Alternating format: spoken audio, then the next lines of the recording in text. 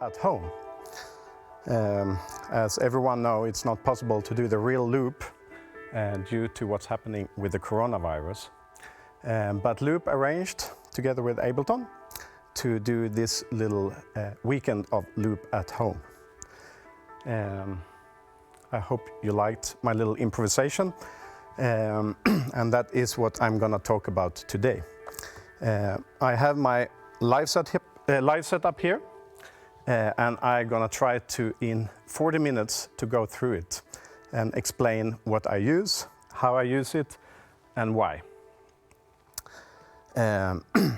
During this video, which is streaming live, you can ask me questions in the comments below in this YouTube video.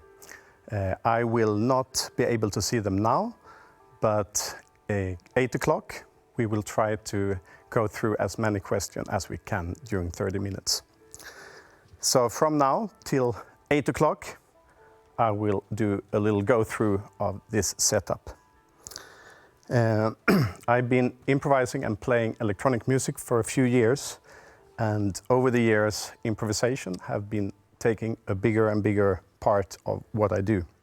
And actually not only when I play live, but also when I sit in the studio. So both my studio and my live setup is based around different forms of improvisation. And that is how I designed this setup. So I think a lot of people, when starting to play live with a computer or electronic instruments, get a bit confused because there are so much things that you can use. There are so many products, there are so many softwares, there is also a lot of questions that you can answer yourself, like, shall I work with only a computer? Should I only work with analog gear, etc. And all these questions are part of your work as an electronic artist. And I think it's really important to try different things and see in what way and when you feel a creative flow when you play in the studio, but also try different setups and different gear when you're on stage. Because it's not always the same in the studio as it is on stage. And everyone are very different. Some people really love the details and focus on small changes, while other people really love to play instruments and, you know, be more dramatic in the way they play. And I think it's important that this is, you can enable this with the actual gear that you use. In my setup, I have a computer where I run Ableton. And in this screen, I think we managed to see the screen now. I have that as a, you could say it's my hub, it's my main thing when I play live. And from here, I can both control samples, software synths and drum racks inside the computer and effects. But I can also sync and trigger my external gear. So I choose to have a setup where I can use the benefits of a computer and the things in the computer, as well as different analog synths and gear. This, for me, also enables me to actually have a specific setup which I could later change when I'm playing. So sometimes I have a Roland 101, or in this case, SH101, and here I have a System 8. But when I play, I also change these ones and use different synths. And that has, or give me a natural change in my performances. So there is a few things, if you wanna mix the analog world and the digital world, there are a few things that is good to think about. But I want to really say that again, one or the other is not better. It's really depending on what you want to do and how you feel. If you want to mix analog and digital, you need to have a mixer. You can, of course, run things into the computer and do the mix there, but I really like to have a physical mixer that I can really touch and turn and have a clear effect on what I do. And for me, what I really use when I play is the motion of faders and knobs to put my feeling and my touch to the music and express and feel what's happening. And I really feel that that is happening with a mixer. So for me, a mixer is a very important part of my setup. There is a lot of different mixers. I chose a DJ mixer, and the reason for that is that it's smaller and it's more condensed.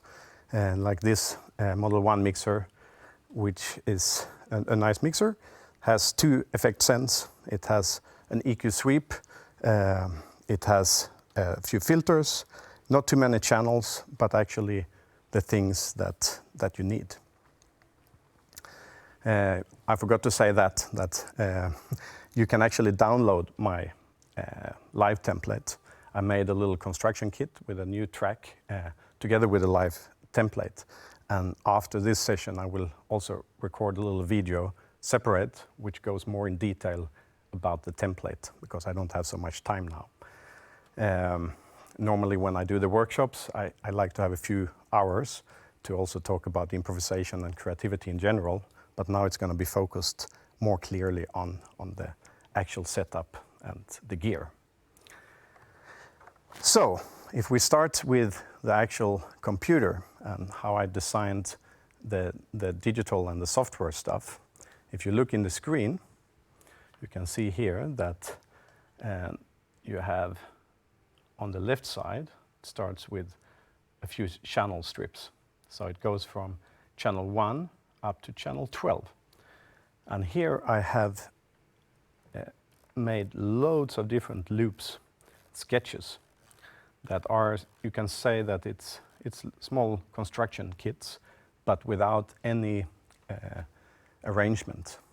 So it's just lots of different loops going on that I have created in the studio. And that is, for me, one really central question that you have to ask yourself when you design your live setup. Do you want to do, or like, what do you want to do live, and what do you want to have prepared? Because certain things has to be prepared if you're going to play by yourself, especially if you're more than one, that's another thing. But if you're playing alone, there need to be some structure that you have thought of. It could be patterns in MIDI, or it could be samples, or it could be some kind of plan. And I made these sketches so I can choose on the fly what sketch I want to play. So all these different sketches have different feelings, tempos, harmonies, rhythms, and I can select one that I feel for at that point, but then I can play it in different ways. I can also choose to just play a few sounds, or maybe just one sound, and then add other things. So I see them as small stepping stones or starting points, which I can use to bloom out in different ways. So if you look on the screen, the camera coming from the top and showing my setup here, I have a lot of controllers. I have the K2 controllers from Allen Heath, and they're a little bit bigger, but I really like the feel of the knobs and the faders, and they're quite basic. And when I play, I choose to not have any menus. So I have the setup made so each bottom and each knob and each fader is addressed to one thing in my template. And there is, of course, a lot of controllers that are more, that you can choose to have, you know, a much smaller controller and actually control the same amount of things I do. But I feel that when I play, and I play in the middle of the night or somewhere I play with other people, I don't want to think about what part or what menu I'm in at that point, but actually know that here is that sound and here I have that sound. So here you can see like the little sketch I played. It was a little vague improvisation around my new single, Moonraker. And if you look at the screen again, you can see that the samples, the 12 channels with samples, and if I show you now, you can see that if I start on the left side, it says BK. And here is actually a kick drum. And it will just go on like this forever. So nothing will, there's no arrangement. It's just a loop and going around. And this is one of the reasons why I really love to use Ableton as my software when I play. Because as most of you probably know, the actual loops can be in different length, and I don't need to think about this is like in 6/8 and this is 16 bars and this is 1 bar, and I just record them in the studio and I just put them into my live template and they are there. So I can do a little sketch in the morning and actually play it in the night. Here I had a little kick drum on channel 1. If I go to channel 2, if you look in the computer, there is a little bass. On channel 3, there is a little pad. Then there's a little voice. And then it goes on like this, with different sounds on each channel.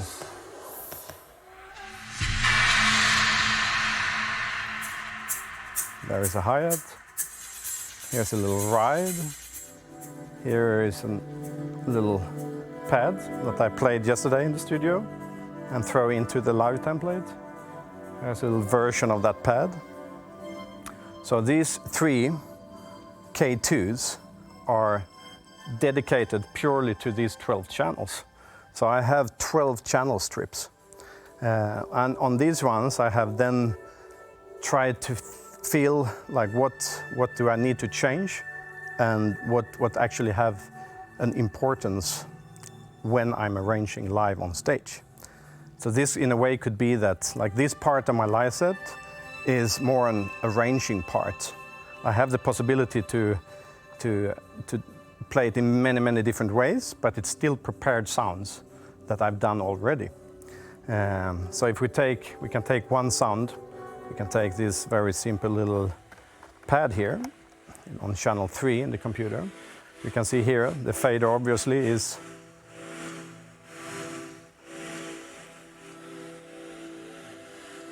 and then I have, if you look from the top, now it's good to look on the top view.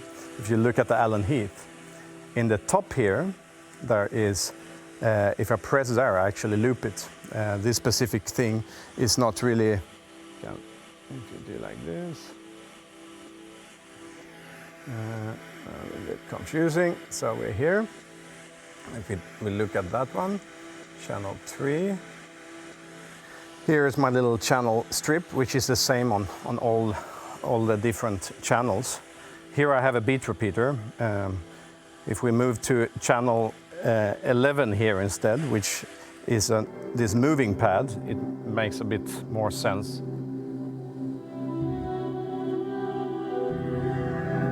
Actually, that didn't work. That's amazing.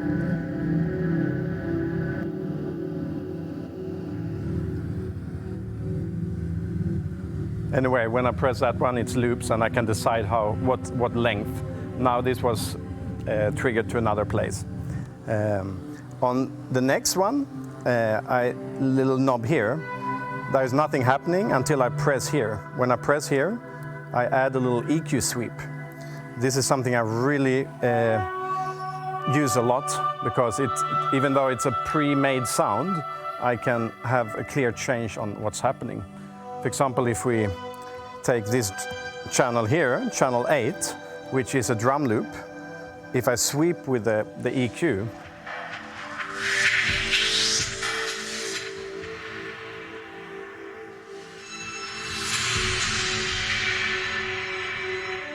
you could hear that I could actually add a feeling, I could add an energy to the sound.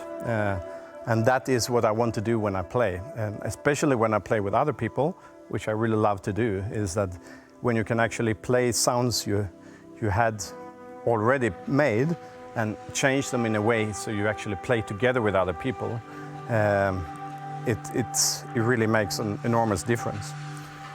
Here I have on the next 2 knobs, I have 2 sends. So if you look in the computer, I have a lot of different sends. I think I have 8 sends. using them for a few different things. But the first two cents, A and B, are addressed here to, if you look at, this is a delay. And the B1, which is addressed on the last bottom here, is a little reverb. Or actually a very big reverb. And then I have a simple little mute. If I want to mute the channel. So all these 12 channels are the same. I have the same setup. And then I have added a few different software synthesizers and a few drum racks. And then I have decided, so I have 8 software synths. Here I have a little Rhodes piano. And I have addressed, so I have the select button for each channel on this one. So when I press the K2, I can actually decide which one I'm gonna work with and play with. And to be able to play with them, I use both a MIDI keyboard. Here is a small little keyboard, and I use the push. I use both to play with, and it's really 2 different instruments to play with. So, for example, here, I think I had a little, I need to loop that one. So I play with both, but I use the push mainly to loop my MIDI, which is a very central part in my setup. That these 12 sounds that I talked about first are pre-made sketches that I can use and start from. And then I have the soft synths, the drum racks, and the analog gear, which I don't have anything planned or anything. There is no melodies made and there is no patterns. I add all that on the fly. So with these 2, I feel that I can go different ways, also when playing with other people. That sometimes I don't use any sketch and play very freestyle. Other times it feels more right to start with the sketches and actually not add much for quite a long time. And at a certain point in the live set, it feels right to start to jam by hand. So for example, if I press here I have a little pad, and like with other channels, I have them as channel strips. Not exactly the same, because here I felt that it was more important to have the volume and then a few parameters in the actual synth. So here I have addressed each knob to different things in the software synthesizer instead. And I decided the parameters that actually have a matter and have some kind of direct change when I play live. So here, for example, if I play this one,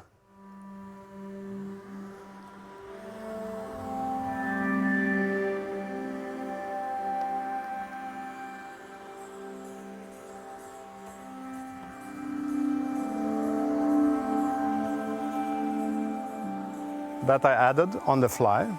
And the great thing with a push is that I can record the MIDI I play at any time.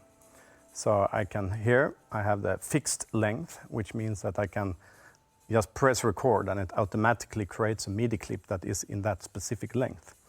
So depending on what I'm gonna record, I choose a certain length and I press here, like for example 4 bars. So now if I press here, in the screen, it automatically triggers a MIDI clip to record. Can do it here to make it more obvious. Here came a little MIDI clip, and it's 4 bars as I selected. And if I record anything here now, it's going to come a little note.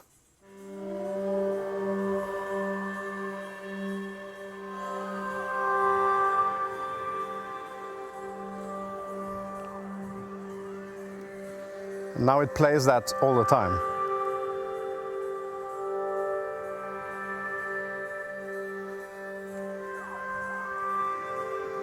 And then I can choose to play something else. For example, the piano I played before, now I already had a little clip there, because I already recorded that when I jammed. So I take that away, and then I can start to play just freestyle. Here I have a sustain pedal, by the way, which I use a lot.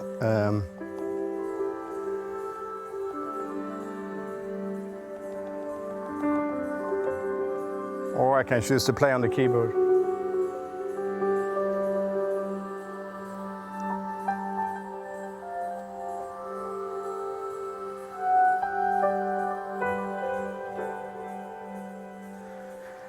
So here I have a lot of different soft synths. If you look in the screen again, you can see it says Rode, which is obviously a Rode, and then I have 8 different synths here. When I play, I can of course change the different presets in these, but the reason why I have so many is to not needing to change so much. I always feel that it's a certain little stress when I start to change things while I'm playing. So I prefer to have a few more and very quickly and direct just press here, okay, I want to play a bass, or I want to play a little string.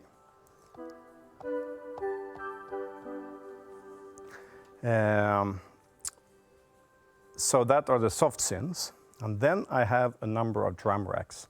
Sometimes I also bring a little drum machine, not always, and I do a lot of the live drums in my drum racks, where I have made my own little selection of different drums. And I designed them in a way so I actually have all hi-hats on one, all snare and claps on one, all special percussions on one, and all kick drums on one, etc. Just to more easily know what I'm doing in each drum kit. But that's just my choice, and I think a lot of people prefer to have it in another way. But for example here, I have a few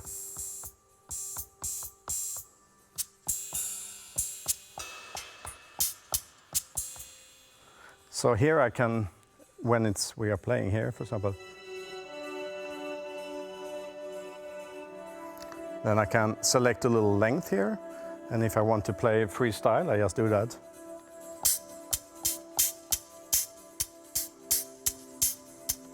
And if I don't feel so tight, I can just press quantize, or I leave it loose, or I just quantize a little bit. There are endless options of that.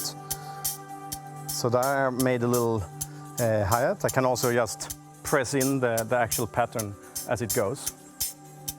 So I have these drum racks. The time is running out, so I think I need to go further on and talk about the rest of the stuff. So all this is the computer part, and of course when you have an external mixer and you have stuff in the computer, you need a sound card.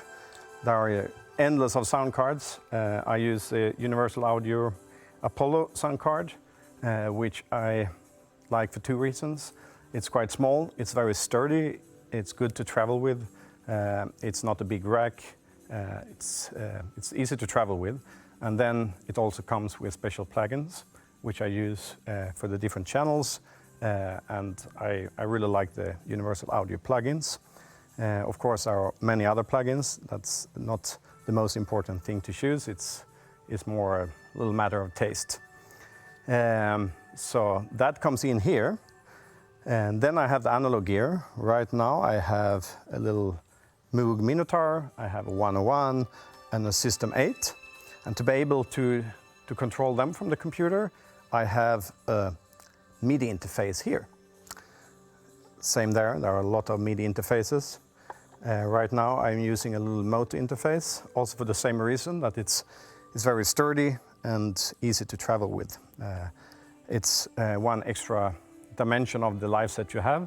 You need to be able to carry it. You need it to be able to actually put it together every time you play. It should not break all the time, fit in the boxes. There are a lot of these things that are part of designing your live setup, which could probably do a full video on only that. Here is the size of these ones are matching for the basic reason that they fit in a Peli case. this little thing with the wooden thing, I got inspired by Frank, who I play with quite a lot. He have 2 of them. It's a really nice and easy way to actually pre-connect your stuff and have it easy to set up. So I have the MIDI interface, and the same way as I have mapped specific buttons here to actually play different soft synths, I have done the same with the analog gear. So in this way I can both play all the analog gear with the MIDI keyboard and the push, and I can also play things and playback it on a MIDI loop. So for example here we have a little, I can quickly say what I have. I have actually I made it so I have 4 different synths to play with, and I have named them here if you look in the screen, and there are the one says MIDI here, and I have 101, it says Volca there, now it's a Minotaur, I change a little bit all the time, and then it says external 1 and external 2. And the external 1 and 2 I have different synths, sometimes I have 2, I use different synths, but they're always mapped in the same place, and I always have the MIDI cable, so regardless of what synth I get, I can just connect it and I can play with it. So when I press here, if you look top down, press here, I come to the 101. So if I play here now,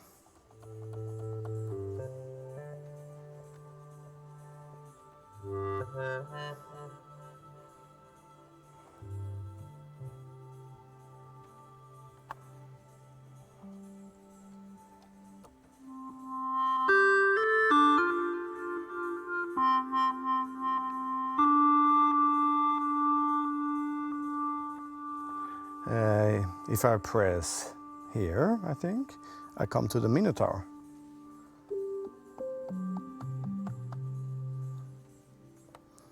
And I can play different things.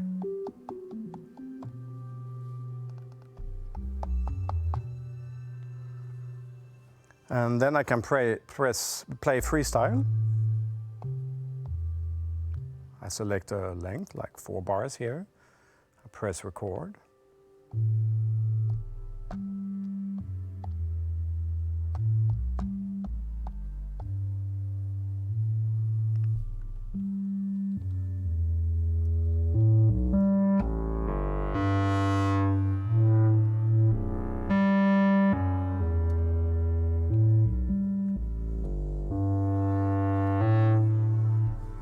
Here I have the external 1 and 2 are here, so here I play the little Roland synth.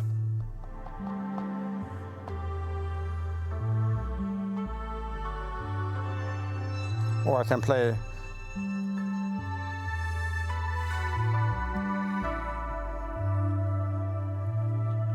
if I pull jam around, I can once again do a little loop.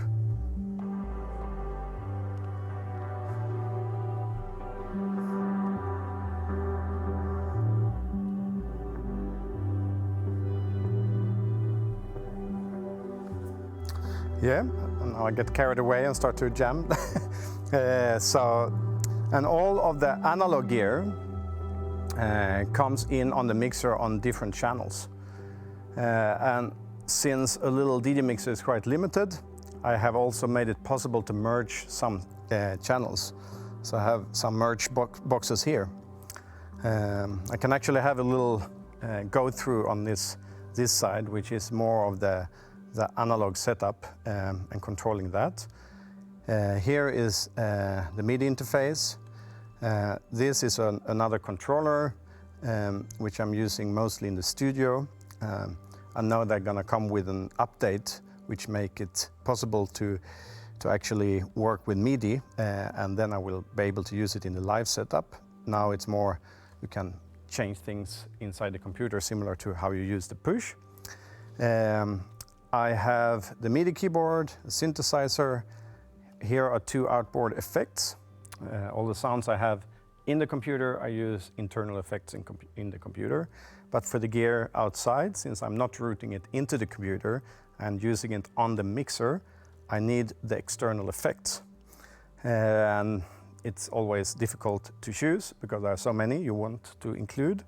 and I would love to have 6 or 8 effects, but obviously it's, for me, very often when I play, about finding a few things and decide on them and not use too many different things with that thing. So here I have a delay and a reverb.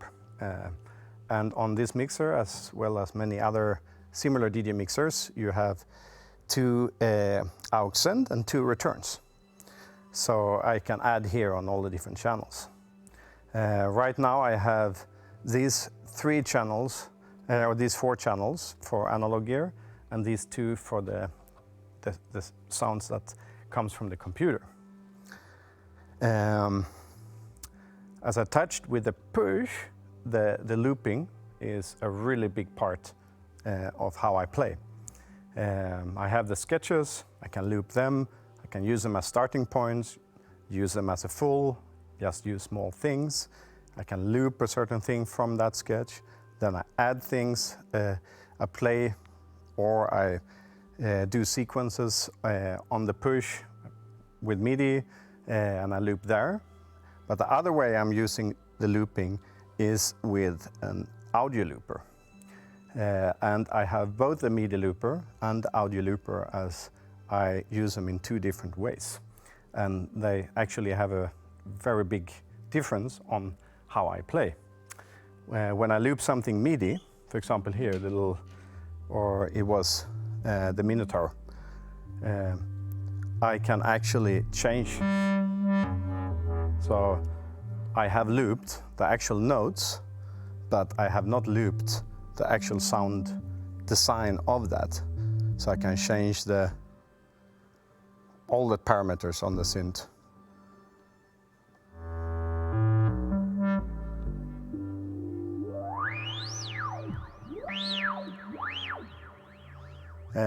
When I loop something MIDI, when I loop something audio, it captures the whole movement in once and can't be changed. So there is a strict limitation on what happens, but what I like with that is that it's always a big amount of chance. You loop something and something is captured, and you don't know exactly what that's gonna be, but of course you have a sense of it because you selected that specific sound, and what happens triggers you to play something else. And as you couldn't really expect what it would sound like, it helps you to actually play something that you didn't expect yourself to play. So if, for example, if we take this little Minotaur here, I have added the looper, so I can send any channel I have to the looper and loop the audio. And that I use with QB here on the mixer. So I have QB, and this button here decide which channel is going to be sent to the looper. So here, if I only want to send the Minotaur, I press here, and what I play here now is coming to the looper.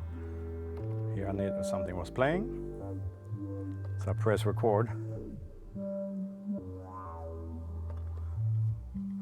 And now I take up the looper.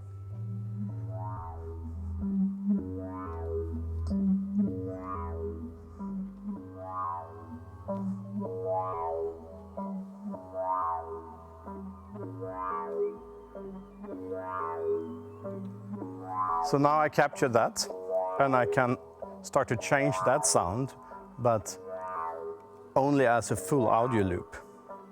Same if I'm playing something here, for example this.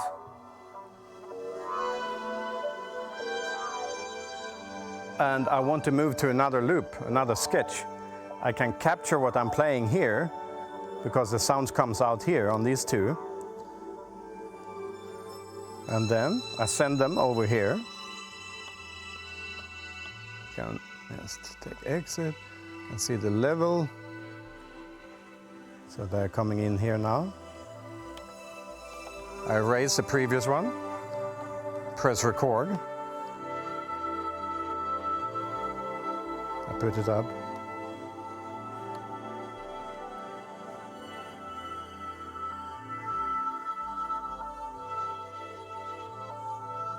And there is looped.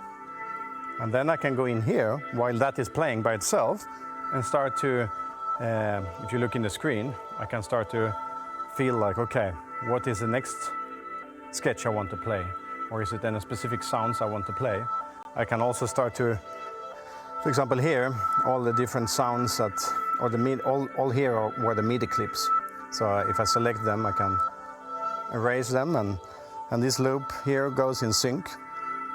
And then I select another clip, and that I have also assigned to a little button on my stuff, so I don't need to go into the computer if I don't want to with a mouse, and I can just select here and scroll up and down.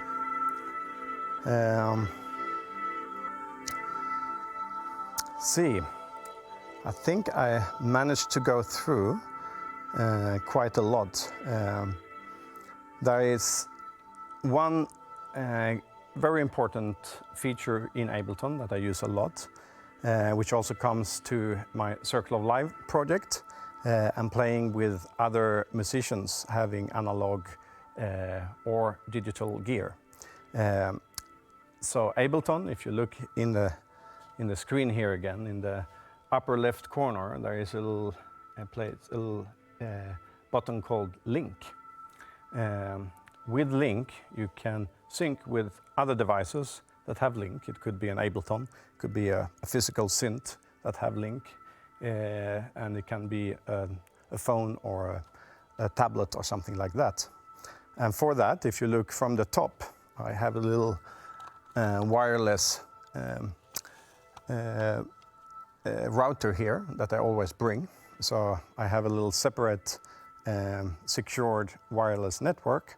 So everyone I play with, if we're 2 or 3 or 4 or 5 people jamming together, all of them connect to that wireless network, go to the link button, press it, and then you're in sync.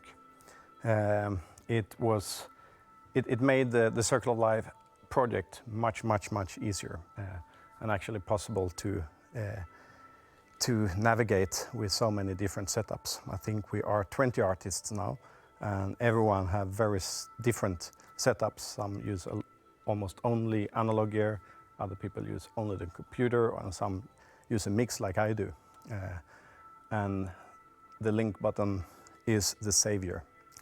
And I think, to play by yourself is wonderful in one way, and to improvise and just play around with one sound I see that in a way more as a meditation, a very focused journey, and you're just feeling the sounds and the melodies and you play. To play with other people has of course parts of that, but it's more about listening to others and really listening to the pauses and the silence, and start to join another energy, or open up your flow together with another flow. And it is very easy to play together. And I think I get a lot of questions about, like, when you do Circle of Life, how do you decide who's going to do what? And we don't decide anything. It's part of it. It's more about practicing on allowing each other to do what you do, and listen to each other and see what happens. And like a miracle, it's always a very special journey. We play long sets, and of course this journey takes very different angles, and sometimes it's musically amazing, sometimes it's very strange, sometimes it could even be really bad at parts, but all that is a journey that is magical as a full. And to play with each other and improvise is an extremely healing activity. Now is, of course, not the right time to encourage people to play together, but there is a time where we can do that again, and I'm deeply looking forward to that. And I can encourage everyone to do that. Also to, like how I designed this setup, I designed it in a way that I could actually play with anyone, with DJs or other electronic musicians. I have inputs for acoustic gear, and I bring the router, Even here, if you look on the right side, there is a little sound card. This sound card I only use to record what I play. So I do the summing here, and then I connect an iPhone and I record in full quality on that, which makes this also to a little portable recording system. I can actually prepare a few sounds in the studio, very casual, or a lot of sounds. I can go to a place and set this up and tune in with that place or with other people and record something and play. And I think this, to make it this easy, makes it much easier to actually say yes. And for me, improvisation and jamming with people is a lot about saying yes. So I can actually go to a place and someone says, shall we play together? Okay, let's link and put it together and we can play. So do that. The beauty of improvisation is that it's completely impossible to fail. Because improvisation is to just play whatever comes out. And if you have that approach, it's always right. And I think humanity and all of us actually need to acknowledge that what we do is really beautiful, and we are really beautiful as we are. And that we can feel when we dance, when we play, and we do that in a way that is not pushed or forced. I think that was all. I actually have a little note here just to see so I didn't forget anything.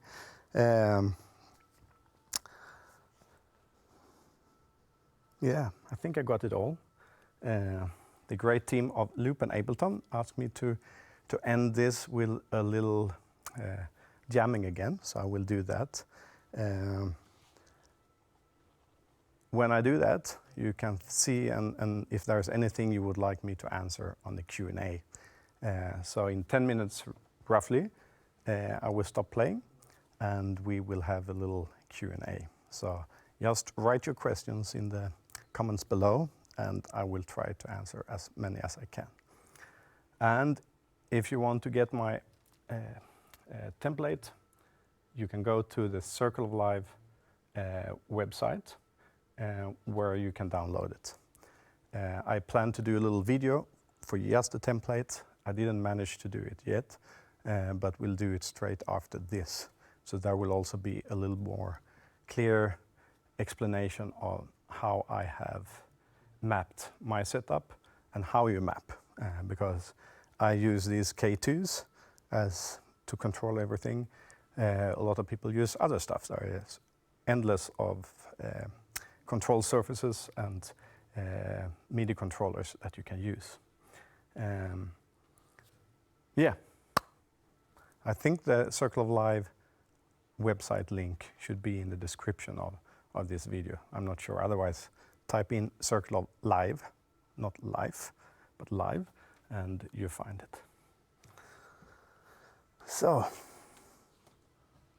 I do another little jam. I think I continue where I was.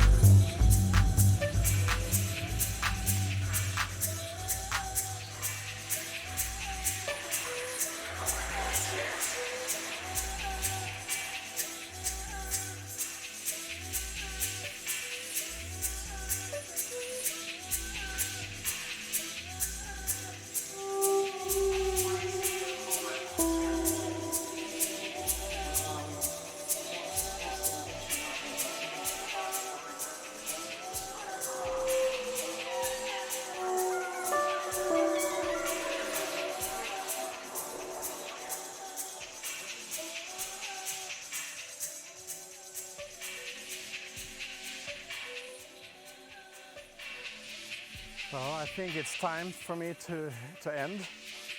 I hope you enjoyed it. I had a lot of fun. I think it's a bit weird to play in front of a camera. So I excuse myself for not being able to completely devote myself into this, but I hope you enjoyed.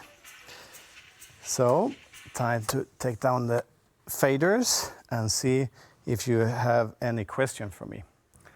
So I think this will go on for maybe 20 or 30 minutes, and then after this there is the Ustream, which are streaming from different clubs in Berlin. So it's probably a full program tonight where you can listen to music. I will turn this, maybe not, maybe there is a question that needs me to do something.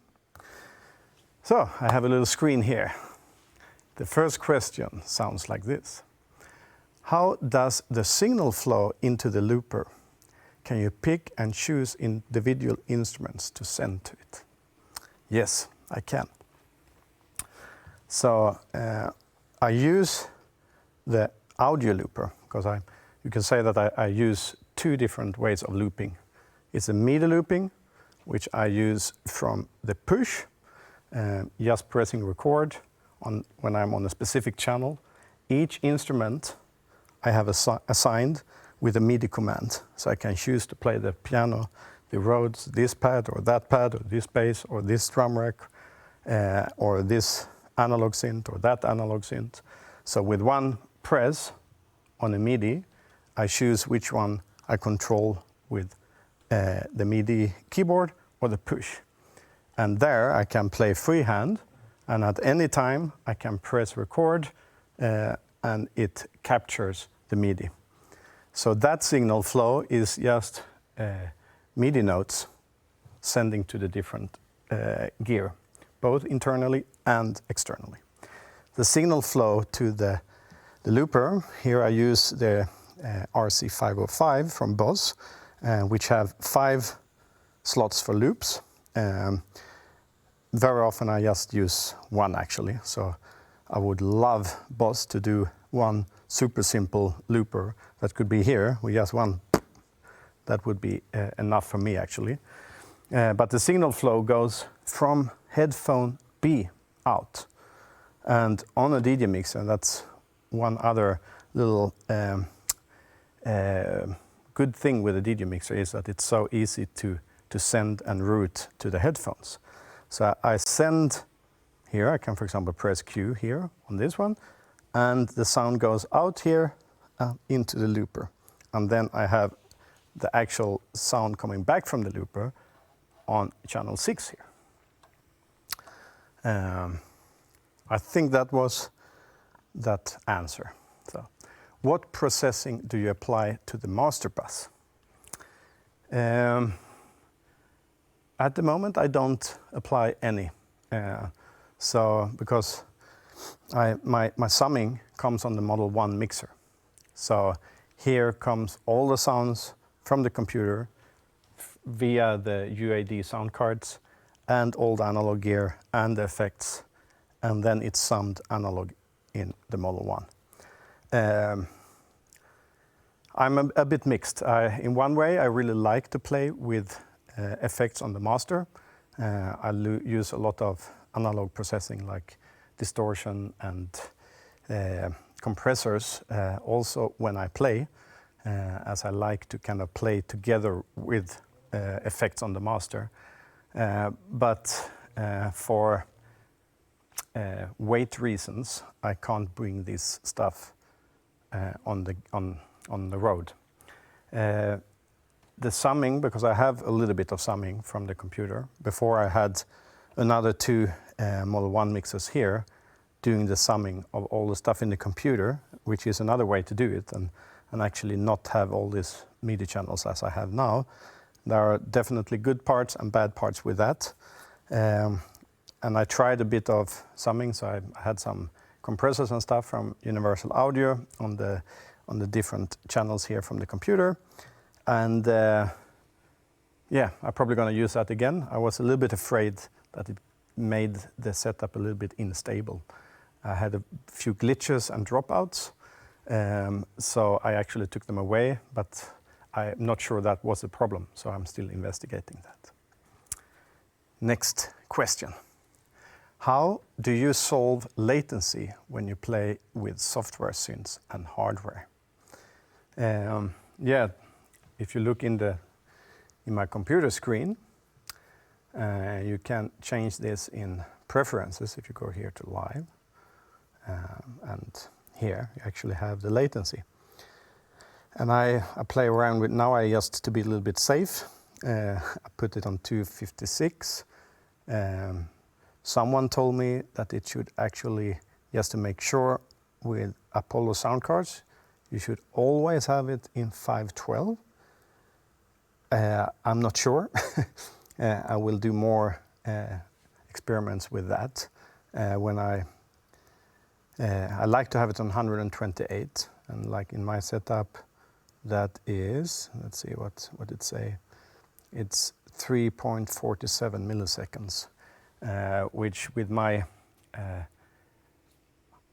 way of playing, which I'm not a master instrumentalist, is completely fine. Even 6 or 12 milliseconds can be kind of fine to play. But I imagine the latency depends on what gear you use. So maybe you need to try different stuff and have a setup that actually works in the way you need to play.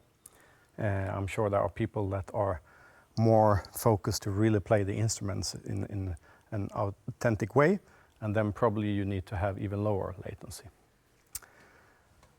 Next question. What do you find essential to prepare in advance for a live performance?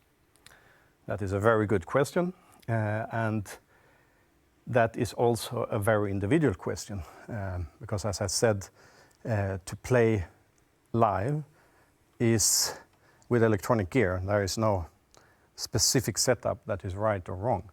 My setup is a temporary result of a long journey, and it's changing all the time.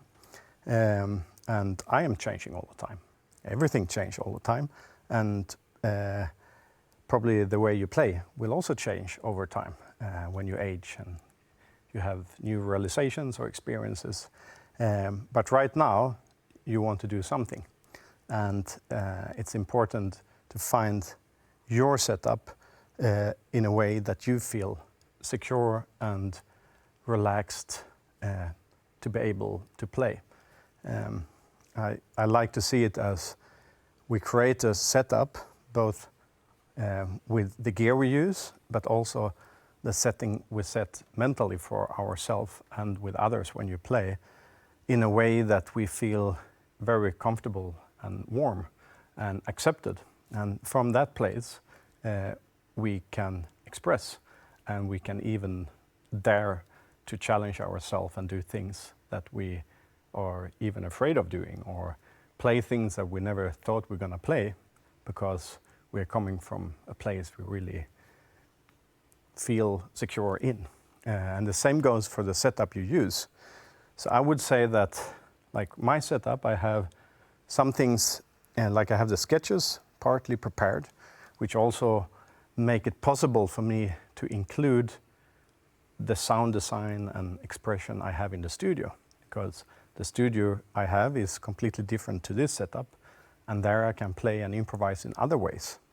So to prepare certain samples or loops and sketches make it possible for me to really devote myself in the studio, bring that, take it on stage and share that with other people. And it can also be a place of comfort when I play, because there is a certain sketch that I have prepared, and this sketch helps me to, like, if I'm very nervous, or if I don't really hear the monitors, or there can be many reasons why I feel insecure when I'm gonna play, then I can start out with a sketch I feel very comfortable with, and ground myself and kind of return back to here through that sketch, and slowly I can move over and be more free in the improvisation. But the improvisation and that free approach, I don't feel that that comes from pushing myself to it, but accepting and allowing that to happen by itself. It's my natural expression that comes out. So for some people, I would say that it's maybe even more important, especially if it's in the beginning of your career as playing music or performing. You could have quite a lot of things prepared. Maybe you are an amazing instrumentalist or vocalist, and your presence and your beauty comes out by singing or playing a violin or a piano. And it's not really important for you to change the loops or the length of the track, but you want to really live put your soul and energy behind each word you sing. Then maybe you should play everything playback and just use your voice. There is no right and there is no wrong in how you do, and there is, thanks to all this endless of gear, which can be a bit overwhelming, but it also helps you to actually choose how you want to play. Yeah, I hope that was an answer on what do you prepare and not prepare. I prepare and I don't prepare. In the end, I like to encourage very improvisational and spontaneous expression, but sometimes that actually comes from some preparation, and sometimes not. Next question. What USB hub are you using to connect so many MIDI controllers on a Mac laptop? Yeah. First of all these MIDI controllers from Alan Heath are actually made in a way so you don't have one USB for each. Now I think it's a bit hard here to see, but if you take the top look, there is only one of these K2s that are connected with a USB into the computer, and that one I have here on a separate USB. The rest of them are all connected with Ethernet cable, so they're just linked. And now I have 5, but you can, in theory, actually have 16.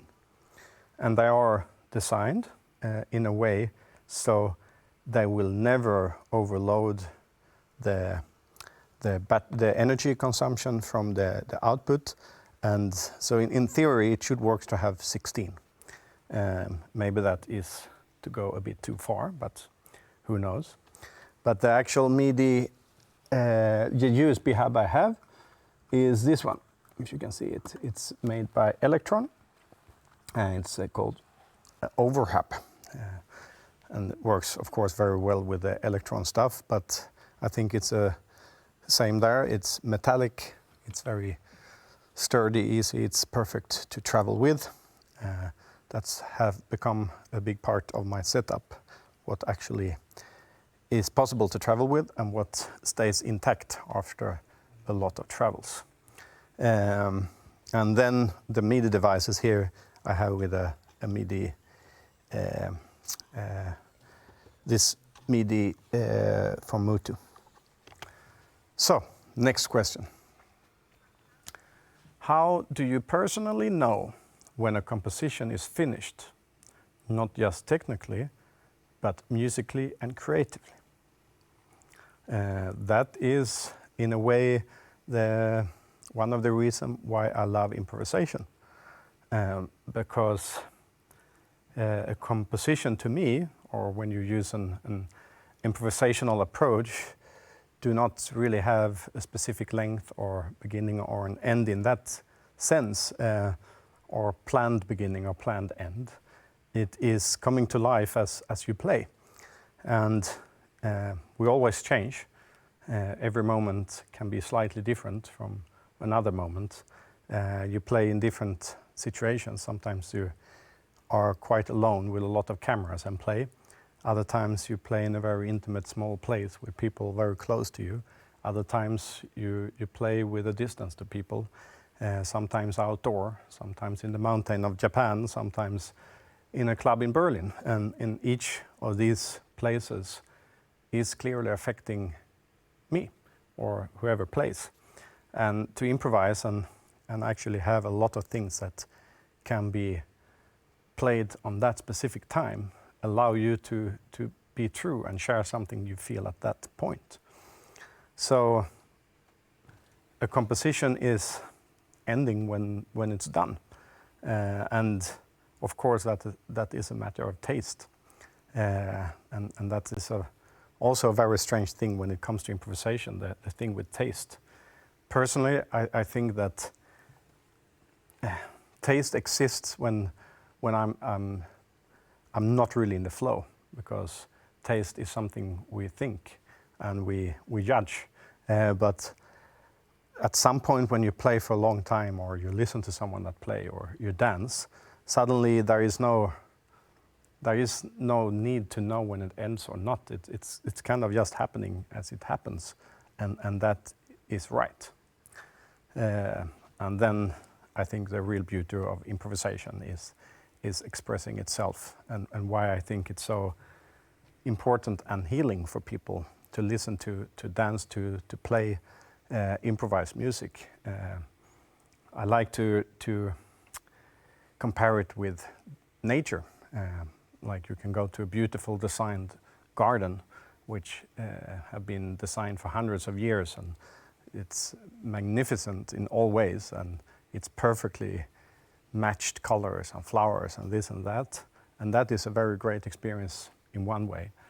And then you go out in a national park or a wild forest, and it's not so many flowers, and it's not very designed, and it's quite rough, but it's just perfectly beautiful as it is. And I like to see improvised music in that way. You can never really compare it with a perfect composition by a big composer or a producer in the studio. It will never be that tight. It will never be that extraordinary when you analyze it. And the beauty of that is not designed, is that it encourages you that listen to it to acknowledge that we are that wild and raw and not designed, and to allow that rawness into our life. Okay, that was a part that is normally when we do the longer workshops that we talk more about that, the kind of more deeper approach of improvisation. Back to the questions. We have a few minutes still. Do you use any MIDI foot controllers to free up your hands? Yes, I do. I think that is actually, as you see here, is 2 rows with stuff. And it could actually be a full line of stuff down here as well, with a lot of controllers and things. Let's not go there. And then I need someone to help me to carry all the bags probably. But I have one foot controller. It's a sustain pedal, so nothing very special. But it's a good question. There is a lot of things that is designed for being on the floor, especially for instrumentalists that needs the hands to play their instrument. So that is probably a very smart thing to try out. Next question. To prepare a live set like this, how much time do you work standing up versus sitting down? I haven't really measured that. In the studio, I both stand up and I sit down. And it depends on what I do. Some things is more natural standing up, and some things doesn't really matter. But when a lot of time when I record my music these days, some things I improvise in the studio, but very often I record a sketch, just one little scene in Ableton in my live setup. And I go to a place and I just play freely with these sounds and do a lot of different takes. And then I always stand up and play. My last album, a place called Inkomst, was completely made in that way, recorded inside the club of Inkomst in Malmö. I can highly recommend doing that. It's very liberating to actually take a break from a place where you have made a lot of music. The studio is very often a place that you enjoy. It can also be a place of frustration. And you have normally a lot of mental connections with that place, for good and for bad. To change location and just move your stuff and start playing somewhere else and actually record things somewhere else is very liberating. And I think the way with computers and small live setups can enable that. How do you add all these amazing hiss and fizz effects to your sounds? Do I have hiss and fizz? Yes, I probably have. It's in one way, it's actually a very casual outcome from my Heezy and Fizzy studio that has a lot of analog gear, and some of it is not working correctly. So I have quite a lot of hiss and fizz. And I actually like that, so I'm not actively trying to get that away. You can also always, like if you download the construction kit and listen to the different sounds I recorded there for you, you can hear this hiss and fizz in all of them, and also humming. And that's my sound on my studio. But of course, I also like to add noisy effects. I probably, maybe if I play something here, maybe it's something like this that this question we're referring to. That is a little bit of a noisy, hissy, fizzy thing. Also, for example, if you take this little loop of the pad, this loop from the pad has a lot of noise, and almost like you can hear this. I think this loop is part of the giveaway that I did. This one I did yesterday in the studio. This one is actually part of this. That's maybe difficult to hear, but this one is played on a few synths in the studio. So it's just played freely, like a long pad session, improvised. And then this one is actually effects. So I just took a certain frequency range of that, run it back out in a lot of different gear, like harmonizers, a lot of culture vulture distortions, and this, now it stopped. Let's see. Here it comes again. So this is just a little fraction of which naturally becomes a little bit hissy fizzy. And then I just took 1 bar loop of this in the computer. I looped it in Ableton because I recorded all this. I just captured 1 bar, and a third time I went out to the hissy fizzy gear, and it became that. So I really use the looping in Ableton a lot. So I play things freely, very similar to how I do live, but in the studio you can more focus on one thing. Like for example, this pad. This pad is 1 little bar loop, but if you look on the actual file, it is 64 bars. And this 64 bars, it's a reason why there are 64 bars, because I've been sitting on the desk with these things and moving EQs, adding things. So this 1 bar becomes like a organic moving little piece. And for me, like just having that one, like here's a whole sketch with 12 sounds, but just starting with that, maybe that is the amazing starting point for another artist I play with that start to play to that. And I never play the other 11 sounds. That was not about hissy fizzy, but I think you got the hissy fizz. Next question. Do you use headphones to monitor and to cue tracks before bringing them in? I have a pair of headphones here. I rarely use them. And normally when I play, I actually just open the channel and play. So that is a bit of risk, but and sometimes I I use the headphones, but quite rarely, and I do it less and less. The reason for that is that I feel that adding headphones and listening to one little fraction of the whole sound is moving me away from what is, especially when playing with other people. Playing with other people is to feel the other people and yourself and feel what is happening. And when I put the headphones on, it's very often that I actually move myself to a complete different feeling, and I love that feeling. But when I take off the headphones, that's not what's real at that point. So that's why, for example, here, if I have this one, then I can start to feel. Yes, it sounds nice.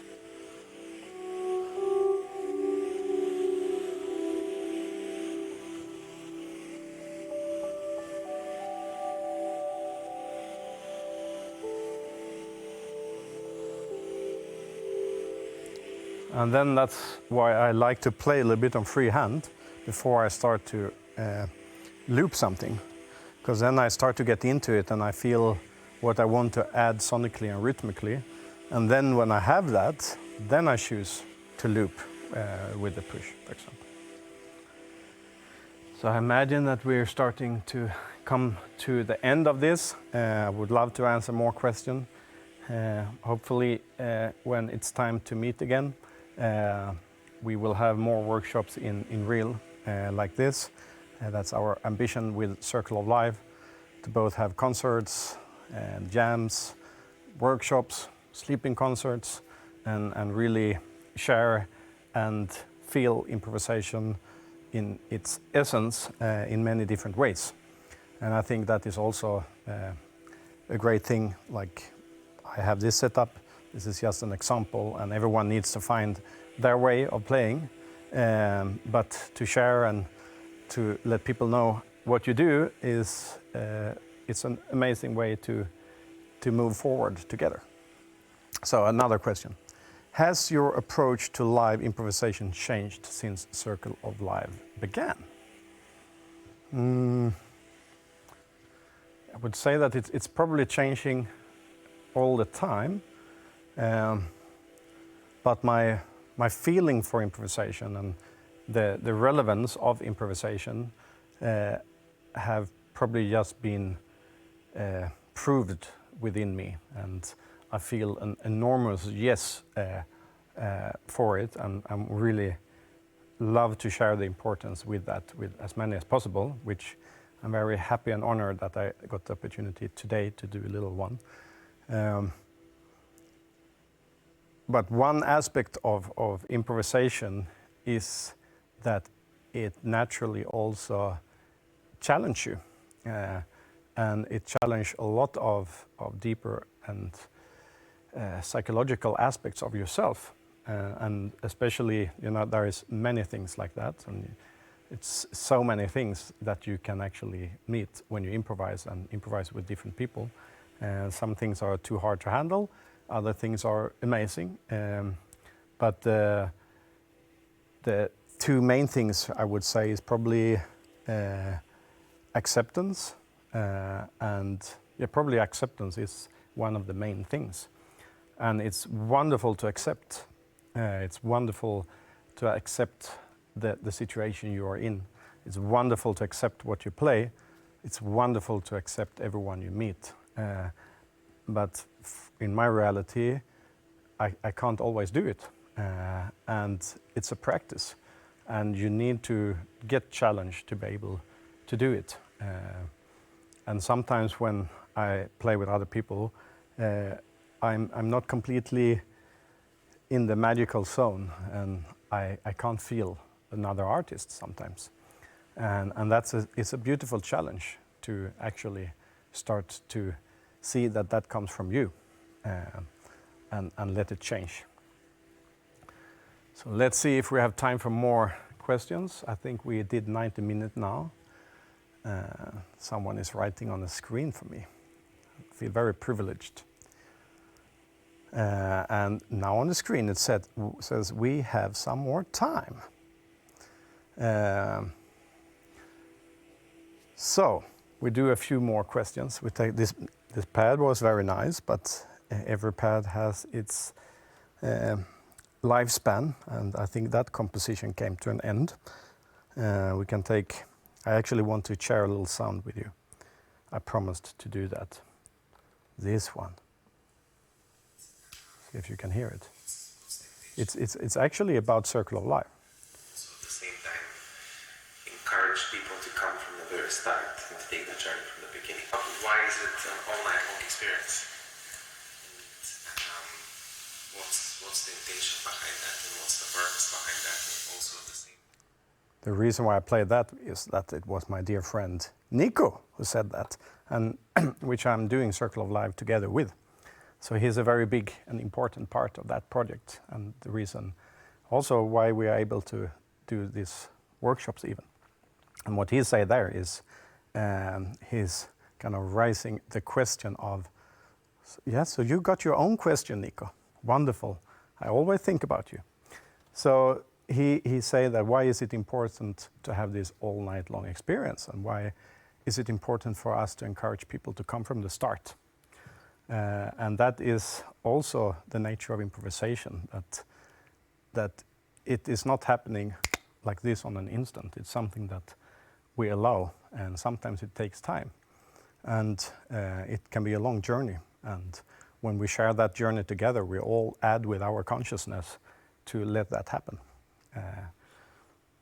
And our intention behind Circle of Life, and also why I love to improvise, is that improvisation and live improvisations can inspire people to come in contact with themselves. So that's the intention. So back to the technical stuff. Does Ableton provide the master clock when you are syncing with different artists? Yeah, this is a little bit out of my reach, because I'm not really a technical person. I like technical gear that amazing people design. I'm just amazed when I look at all this, that the amount of people that have put in their passion, time, energy, money to do all this, it's just incredible. I almost want to cry. But I'm not very good at it myself. But like I said before, how we sync in Circle of Life, we do it with link. So you press link, and you have a Wi-Fi, and then you are synced. Very easy. And another beauty with that is that there is no master. I don't know how Link do that with the different clocks in all the different systems, and I'm pretty sure that it must have some kind of effect on the sound quality, but not so much that it's not possible to play with it. Maybe it doesn't have an effect, I don't actually know. But no one is the master. So the link itself is the master. So actually you can, like when you are synced, someone else can come, open their computer, start it, press link, and add sounds and be in complete sync. Everyone can press stop. So no one is playing, and then someone press start again and it's sync. So, and if I started it, I can just close my computer and go, and it's still running, as long as the Wi-Fi network is running. Another question. Do you allow your bass lines to be in stereo, or should it be kept mono for club systems? Yeah. When I play live, it's very often extremely random, and I probably break all important rules. And very often there are probably reverbs and delays and things that makes the sub muddy that you shouldn't do.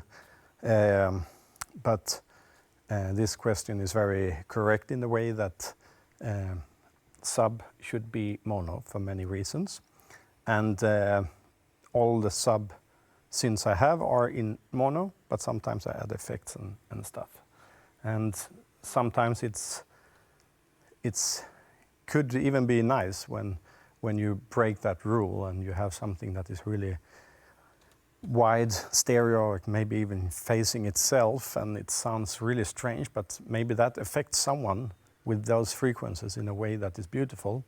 And then suddenly someone else bring in a very mono fat bass, and the weird stereo bass disappears, and that change can have a beautiful feeling, or can be very true at that time. So yes, there are rules with the bass, and it's wonderful to not care about them if you don't want to. Do you have a B plan if something goes wrong during the jam? I have used a few different B plans, and it do happen sometimes that things doesn't work or don't work. The kind of the worst case scenario when I play myself and something is wrong. I remember I played in Mexico earlier this year, and I think the generator was a bit low on electricity, which made my sound card skip. And after a while, it was not really possible to change that. I'm not 100% sure that was the issue, but something was an issue. And then I always have a couple of USB sticks with my own music, so I can actually do a DJ set. And as I always record my live jams, I have a lot of improvisations recorded on these USB sticks. So I could play something that is not played live, but have, you can say, the closest similarity to what I could do live. So that's the B option. Some organizers will probably not want that, and if you can't play, you don't play. But I try to do my best. How do you EQ and balance different sounds and sketches, especially when playing with different artists? That is a complete mayhem when playing with other artists, as everyone have their own stereo mix. We have a summing mixer where everything comes together. I have an eye on that summing mixer, and I kind of try to control if someone is too low on volume or someone get a bit carried away and play too loud. So I can adjust a little bit, but the EQing and such is up to each artist to do.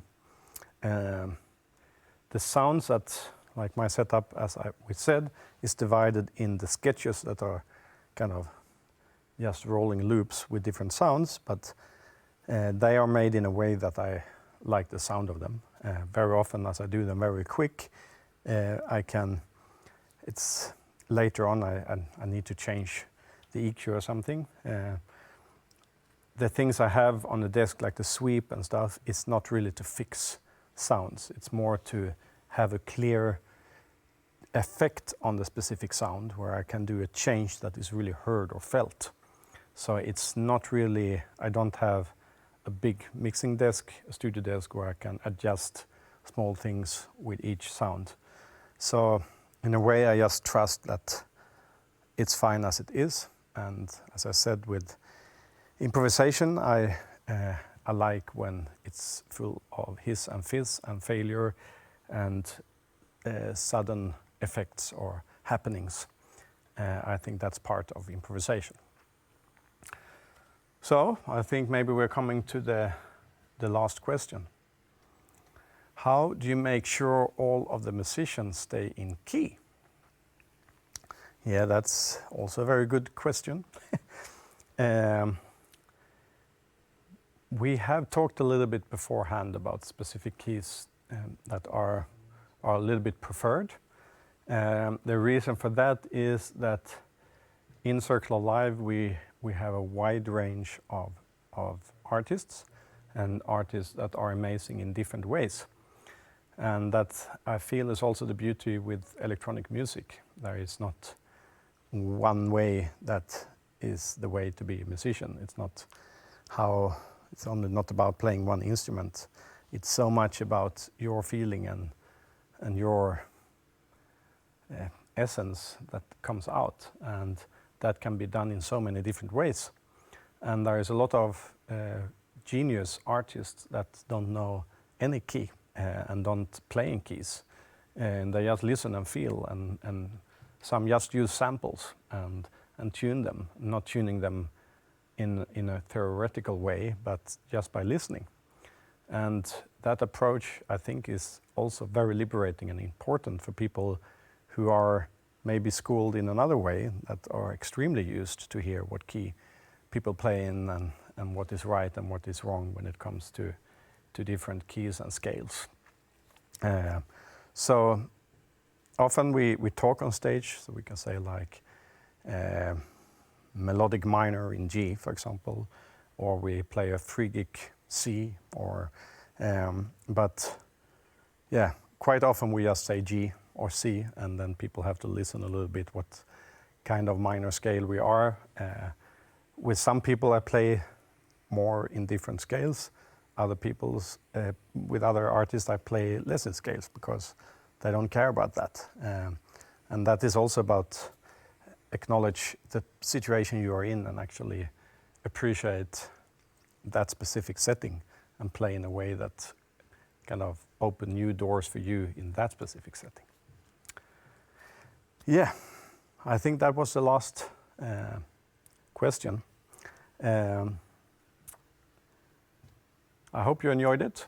I know that at 9 o'clock, I think, there will be the Ustream from clubs in Berlin. Tomorrow and on Sunday, Loop at Home continues. I think during the day there is a program and full of challenges and activities for you to do at home and practice and do things. And then there is 2 more workshops, and that looks very promising. I'm looking forward to watch them myself. As I said earlier, I will record a little extra video about my template that I'm giving away for free from the Circle of Life website, to show a little bit how to map and what I have mapped in my setup, so you can map that with what you have. Yep, I think that was all. Thanks for tuning in, and hope you got some inspiration from this. Thank you.